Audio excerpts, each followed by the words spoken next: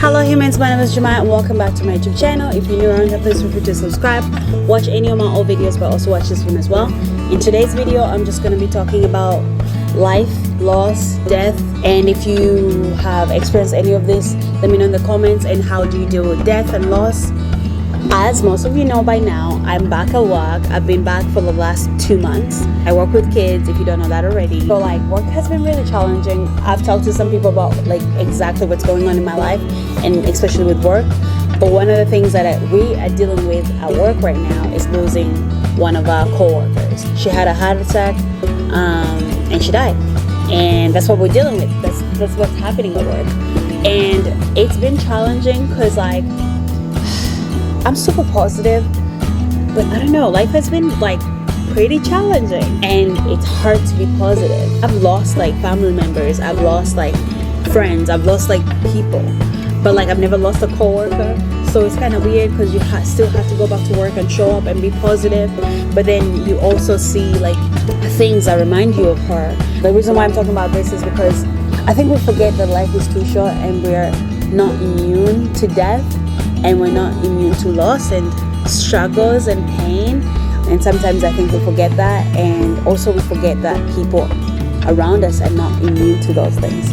Last year I lost so many people, family members, over I think 6 people died in my life last year, and that was really tough. And because I remember just refusing to talk to my family because I was well, if I talk to them, they're gonna acknowledge that she actually died, and then I'm gonna actually have to acknowledge that she died.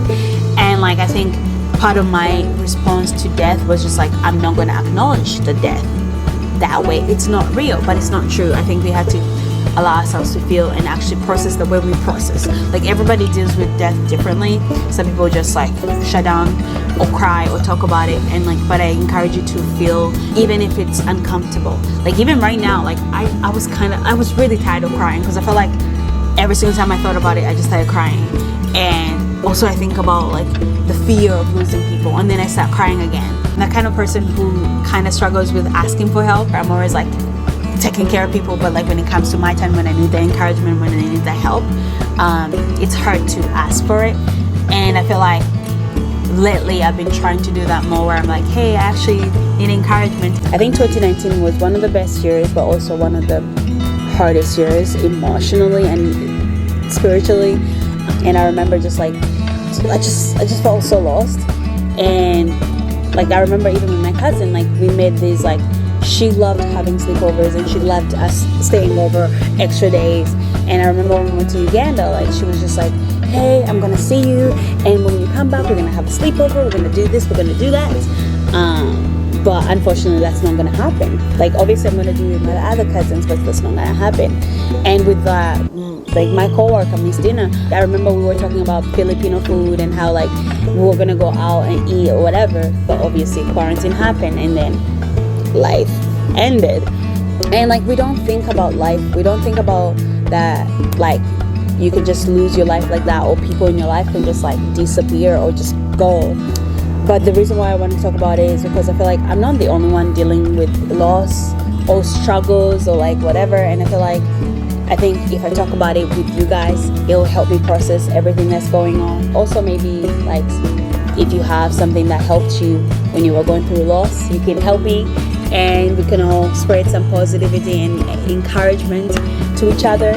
One of the things life and death have taught me is presence is the best present. And that sounds cheesy, I'm sure you've had it before, but I think we don't comprehend. Often when we hang out with people, we're very our attentions are very divided. We're oh my gosh, let me check on Twitter, let me check, we're trying to we're on our phones, but this person chose to spend time with you, and you choose not to be present.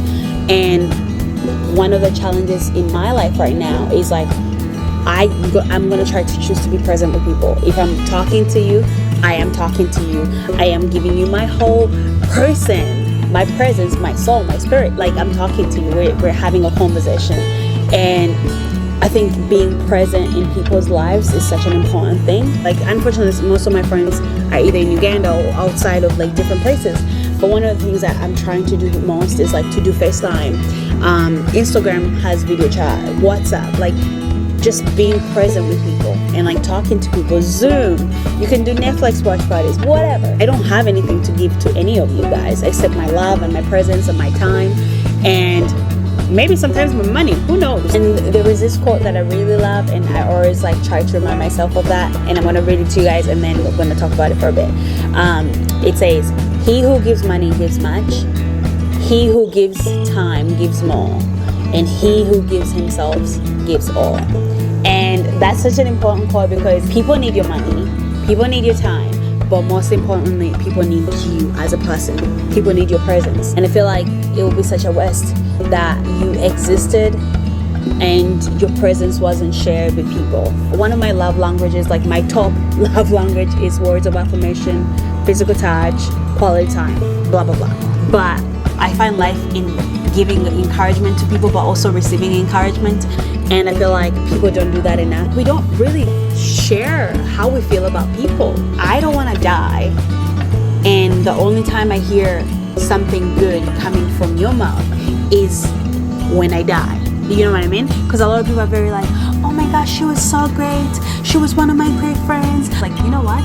If you don't have the courage to tell me how you feel right now, please don't talk about it. Don't talk about me on an Instagram post when I die. I'll be offended by that, to be honest. My challenge to you and to myself is, if I see something I love about somebody, you speak it out. A lot of people feel like, well, they know that I love them. Like, they say that all the time. No, legit, I know you love me. Whoever says they love me, I want to hear it from you. Don't wait until people die. Don't wait until people die to speak life into their lives. If you have the opportunity, honestly, do it. If anybody ever says to you that, hey, one of my uncles died, in my opinion, your response shouldn't be where you guys close. Just because we weren't close or we weren't close doesn't change the loss. You still lost somebody. And so please don't say that to people.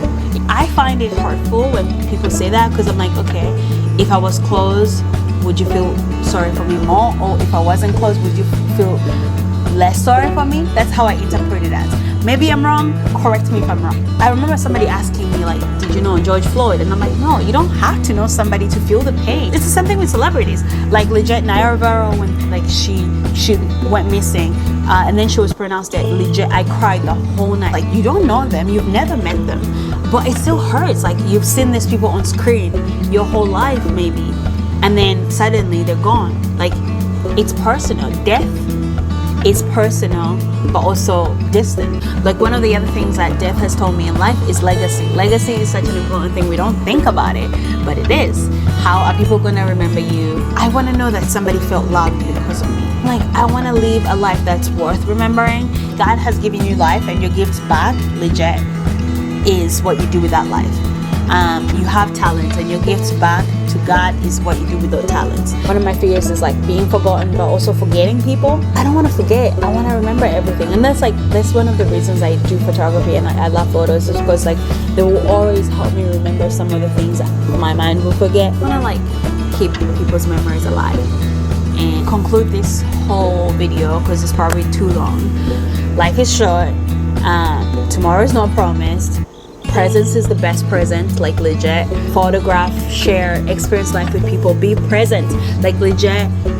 Live your life, enjoy life, like be the main character of your own story, like legit, just like celebrate life. That, I don't know, like you will look back on life and be like, I lived, like I want to know I've lived life to the fullest. And so I encourage you guys to do the same. Live life to the fullest. Live a life that's honoring of God, of people around you, of yourself, but also like your legacy, like having a great legacy and a great story. I hope that you're able to smile again. I hope that you are able to remember those people that have passed on and you feel joy. A lot of people say that it gets easier with time, but the reality, it doesn't. It just gets manageable with time. And I pray that God brings restoration into your heart, and like you find communities that can help you through this time. If you're going through that, if you've never gone through that, if you know people that have, just go encourage them and love on them. And yeah, be present with your people, love on your people. And yeah, tomorrow's not promised, honestly. Thank you guys so much for watching. I'll be back soon, hopefully with another video, maybe more positive and like hype. I don't know, but this is what I'm going through. I thought I should share that with you. I'll see you guys in my next video. Bye.